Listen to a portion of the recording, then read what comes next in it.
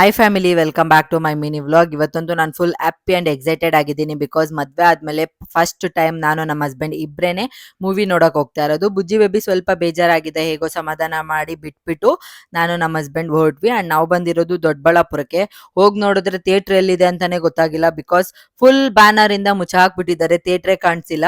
And ಯಾರು fans ಹೇಳಿ, D boss fans. ಅವ್ರಿಗೆ ಹೇಗೆ ಇದ್ರೂ ಅವರು ಇಲ್ಲ ಇದ್ರು ಏನು ಲೆಕ್ಕ ಬರಲ್ಲ ನಮಗೆ. ಸೊ ಅವ್ರಿಗೆ ಸಪೋರ್ಟ್ ಮಾಡೋದನ್ನ ಮಾತ್ರ ನಾವು ಯಾವತ್ತೂ ಬಿಡಲ್ಲ. ಅಂಡ್ ಎಲ್ಲ ಡಿ ಬಾಸ್ ಫ್ಯಾನ್ಗೂ ಥ್ಯಾಂಕ್ ಯು ಸೋ ಮಚ್ ಇಷ್ಟು ಸಪೋರ್ಟ್ ಮಾಡ್ತಾ ಇರೋದಕ್ಕೆ.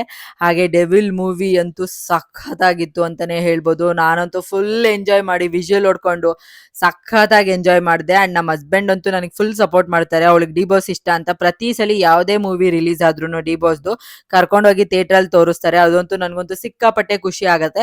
ಫಸ್ಟ್ ಡೇ ಹೋಗೋಕ್ಕಾಗಿಲ್ಲ, because full ticket sold out ಆಗಿಬಿಟ್ಟಿತ್ತು. ಹಾಗಾಗಿ ಇವತ್ತು ಬಂದಿದ್ದೀವಿ.